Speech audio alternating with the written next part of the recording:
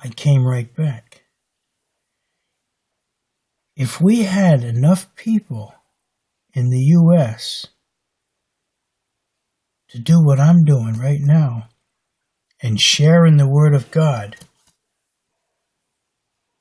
only the Word of God, just what's written in the Word of God, the Bible, not all the other stuff that the other denominations try to put on it.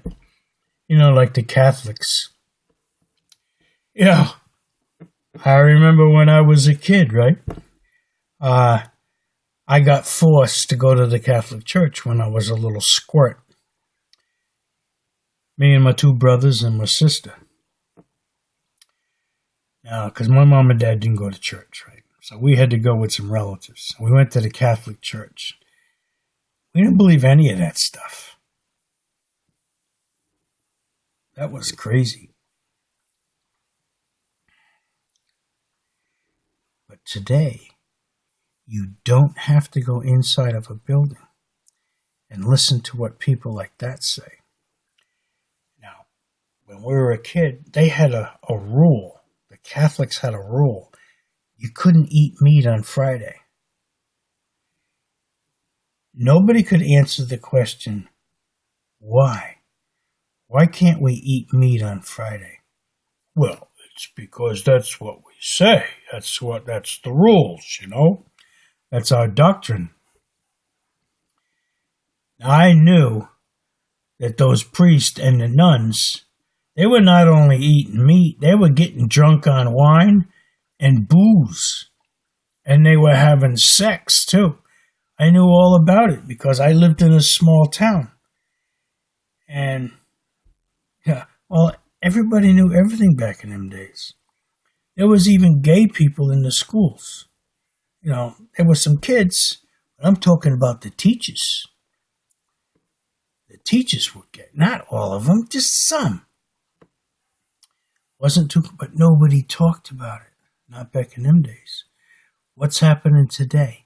It's open, and it's right out there. Now, God destroyed Sodom and Gomorrah because he couldn't find 10 righteous people in the city of Sodom. This was a big city.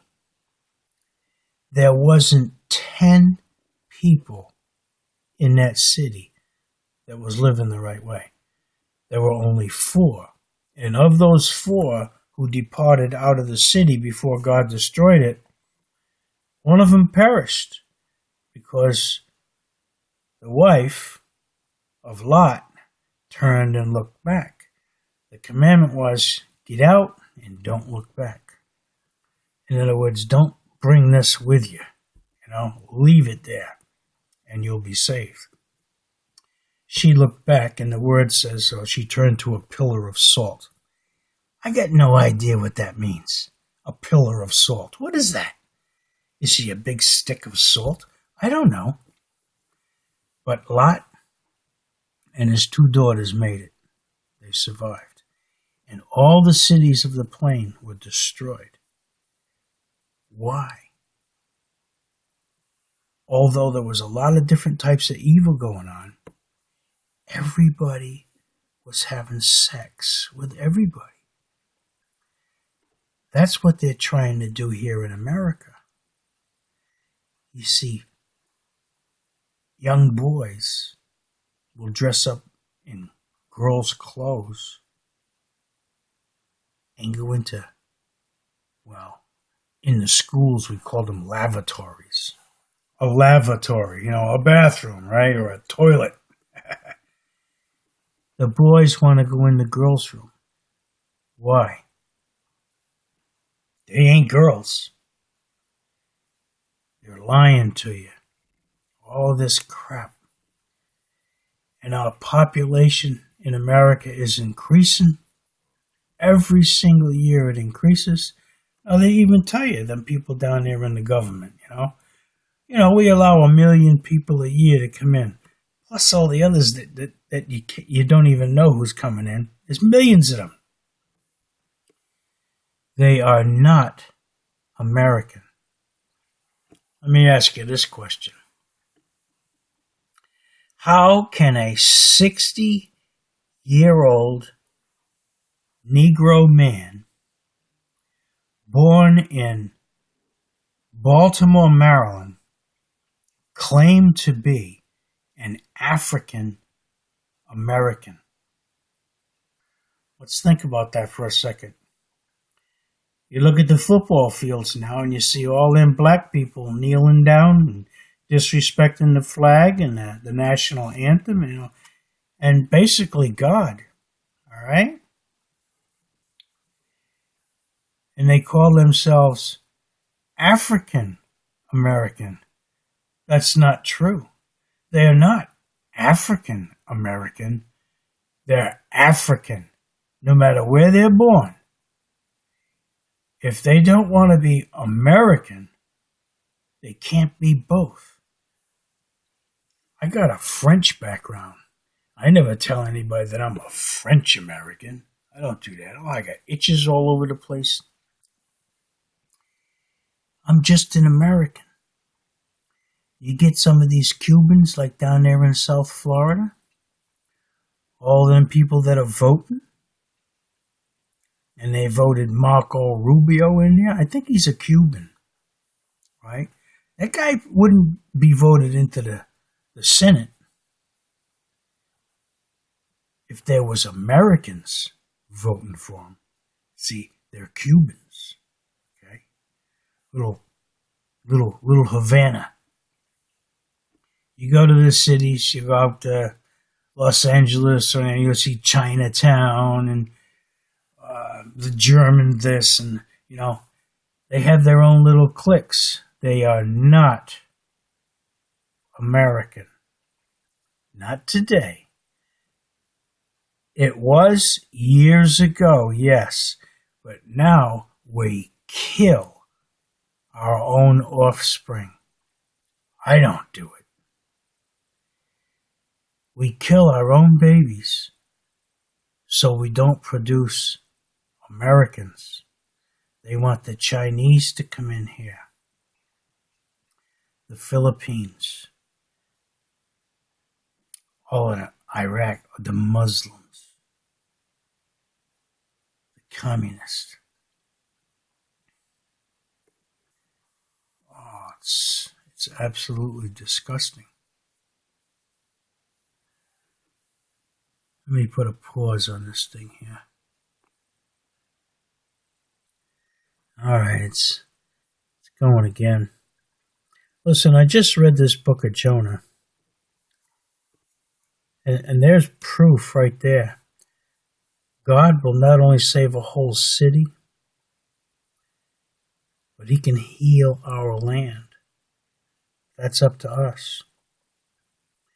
We have to vote. We have to vote the Democrats out. Not necessarily with a Republican. I mean, you can register to be a Republican to be voted in, But when you're trying to govern, you got to keep in mind, if a man does not work, he should not eat. Now, Jesus said, you will always have the poor with you. All right, the poor, those are the people that don't make the millions of dollars, so they're poor. He didn't say you're always going to have 1 million people or 50 million people that don't work, that the other people that do work have to feed them. That's not what Jesus said. You help feed the poor, not the takers, the ones that do not work. That's wrong. That's what the communist Muslim wanted you to do, thereby destroying America. He lets all these Africans in. Whoa. It's not good stuff, man. All right. I'm going to finish this off. I'm just going to tell you, I'm just trying to talk to myself and hoping that other people might hear it. I try not to say anything really derogatory, or nasty. I'm trying to tell the truth. There's a bunch of garbage out there, and God says, don't touch it. Follow me. Keep close to the Lord. And all the bad things, as you're walking down that path, have to bump into Him first. Makes it a lot easier. He does not say it's going to be a free ride. Like I said, I got a bone growing right in there. It's getting big and it's growing on the inside. I don't know, maybe I got arthritis on me or something. I don't know. I got a sore throat. I got other pains. My muscles are falling apart. I got all kinds of crap going on. But I know one day, at the resurrection, I'm coming back to the new heaven and the new earth. And I think I'm going to be living here on earth, man. And I'm going to be planting my own garden, living in my own house, eating my own grub. Nobody's going to bug me. You want to know why? Because I'm going to say, good morning, Jesus. How are you today? Thank you. Enter into your closet. In other words, get alone. Be by yourself and talk with God. And if you can, read this book. There's a lot of pages here. There's a lot of stuff. You got to stick it in your head. You got to keep doing it. I've been doing it for a long time, and I don't even remember a small portion of this, man. It's so tiny. My brain's just a small brain, But at the right time, the right stuff comes to my remembrance, and I know it's God. You can know the same thing. All you got to do is read the book, but you got to do it diligently. You can't be a ho-hum Christian.